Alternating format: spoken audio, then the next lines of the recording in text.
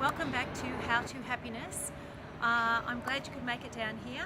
I'm in Newtown at the little church in Newtown where there's a wonderful old graveyard, and I thought that perhaps talking about gratitude, the graveyard might have been a great place to set this tutorial, as it's a great reminder that above everything else we can always be thankful that we're alive and we're here and got life and time to experience. So let's get on with our tutorial.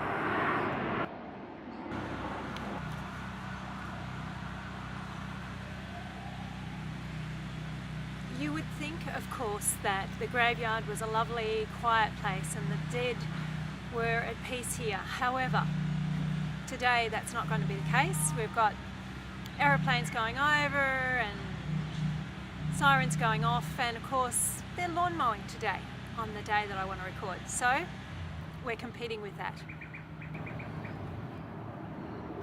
So I want to talk about this feeling of gratitude, what it feels like, so that we can look out for it and we can try to exaggerate it and cultivate it in our lives, because it's such a powerful and helpful and healthy way to live.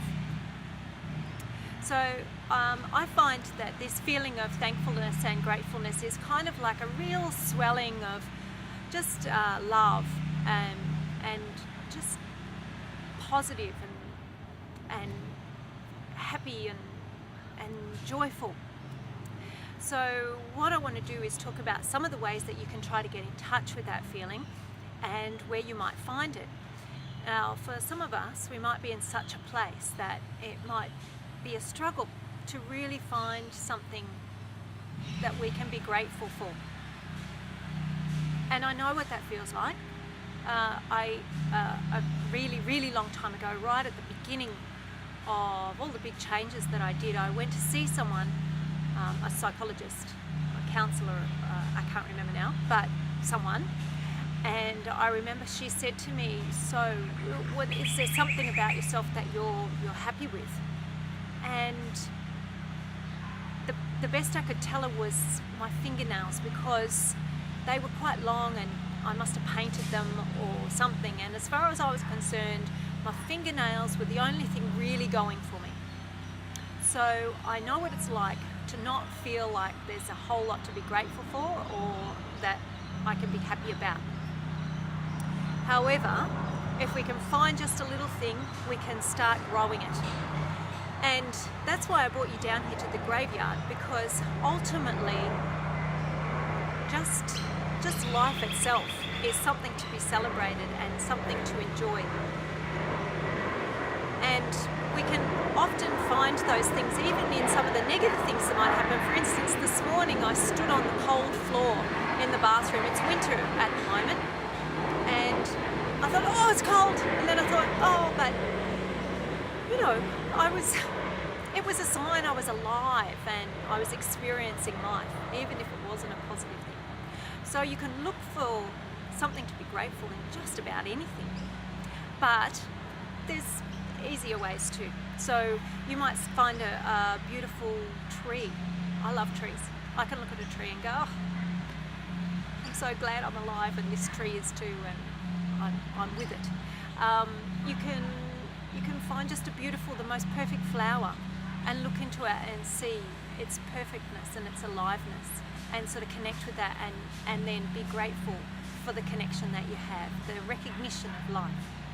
You can be grateful for a flock of birds flying off, taking a moment, just stopping for a moment and seeing these birds take off. There's so many beautiful things in the world, really, and we walk past them all the time. But what we want to do is try to stop and see them and rejoice in them and be grateful for them. But there's plenty of other things in our lives that we can be grateful for, and they can be just small, like finding a car park when you thought you weren't going to, or getting out early from something you had to do and you were ready to rush off at the end, or your kids just do what you ask them to for just once, and and make life easy just for one moment. There's plenty of stuff. Maybe it's a beautiful meal. Maybe you try a new recipe and it works and you're really pleased. We only need to take those little moments and really then recognize our thankfulness and gratefulness for those things and really eke out that feeling. Feel it for as long as we can. And then when we do that sort of stuff, we recognize those moments more and more often in our lives. They're there, of course, the whole time, and they have been all through your life. But we just, as I say, we just walk past them. So what we're trying to do is start to recognize them more, rejoice in them, enjoy that feeling, really soak up that feeling of gratitude, really exaggerate it. And it'll start to pour out of you in the way that you speak and the way that you feel, and your happiness level will go up. So, because this has been quite a short tutorial, I'll talk about some of the exercises that we can do in order to harness this feeling of gratitude and really get in touch with it so that we can start to exaggerate and extend it into our lives forever. So one of the first things I'd like you to do is to do the happiness survey before you start, so that you can see if there's a difference in your attitude and how you feel once you've done some of the exercises, maybe for a week or 2 weeks. But some of those exercises you might really connect with and enjoy doing so much and make such a difference in your life that you might like to continue doing them. So of course that's up to you, but I would suggest anything that makes you feel good, just keep doing it. Okay, so after doing your survey, what I'd like you to do is to keep a happiness diary. So just a notebook, anything that you want to write on, just a sheet, but something where you're going to write down each evening 3 things that you're grateful happened during the day. And when we start to look back on our day, we even if we can't see those things when they happen, maybe afterwards at least we can see them, and then we can start to recognize them when they happen. So 3 things that you can be grateful for during your day. Another way that you can extend your feeling of gratitude is to try to appreciate someone each day, say for the next week or 2 weeks. But as I say, you might get on a roll, love it, and keep doing it. And by that I mean just recognizing that somebody's doing something nice, even if it's not for you, or doing something well, or doing something how you've asked them, like my kids, and acknowledging and appreciating them for that, and see how they glow with that. So being grateful to somebody else and letting them know about it. And maybe during this period while we're talking about gratitude, try to do something nice for somebody each day, and just take a note of how it feels to do that, and their reaction and how that makes you feel. So giving, I guess, in order to be grateful to them for just being there. So it can be just something little, like making a coffee for somebody when they weren't expecting it without asking you, or making a special cake for someone, or their favourite meal if there's someone close in your life, or somebody at work, perhaps just a bunch of flowers for them today, or send them a special little email that is going to make them smile, just to appreciate them and give them something special to make them smile. I think that once we start working with this stuff, these positive feelings will begin to start to come out in your conversation, and I think it's definitely something that we should encourage, because the more public we are, the more it becomes real for us. So try to bring into your conversation some of the things that you are happy about, that you are grateful for, some of the things you're thankful for, something that you appreciate.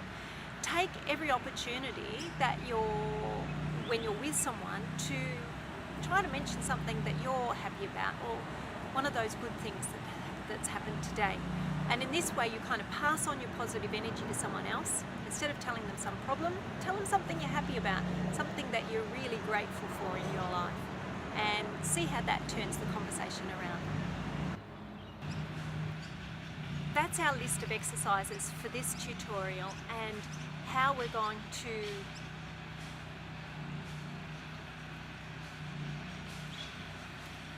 that's our list of exercises for this tutorial to gain greater access to gratitude and thankfulness, so that we can see how positive we can feel and how happy that positivity can make us.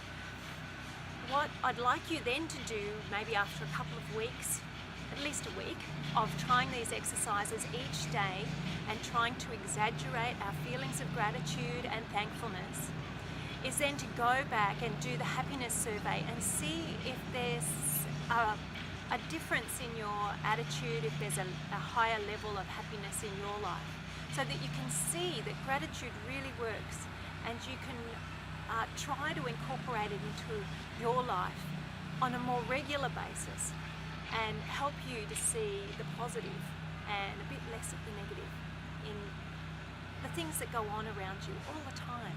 And remember, there's stuff everywhere to be thankful for. Don't forget, I love comments. I'd love to hear how positive your week or two was working directly with gratitude and thankfulness, and how that's made you feel. I would really love to hear about that, and so would other people who are thinking, whatever. But when you do it and show how well it worked for you, they'll be encouraged to try it themselves. So I'd really appreciate that help. Don't forget your exercises, because that's really going to help you bring this into your life in a sort of dynamic way. And meditation. There'll be a meditation for sure, and it's probably going to be a lot about our heart chakra, the green chakra. So look out for that exercise too. If you haven't started meditating, take a look at the meditation post and find out a little bit more about that, and see if you can try to fit that in. It's only 10 or 15 minutes a day, and it'll make a really big difference and really support the other work that you're doing here. Okay, I'll see you in the next video.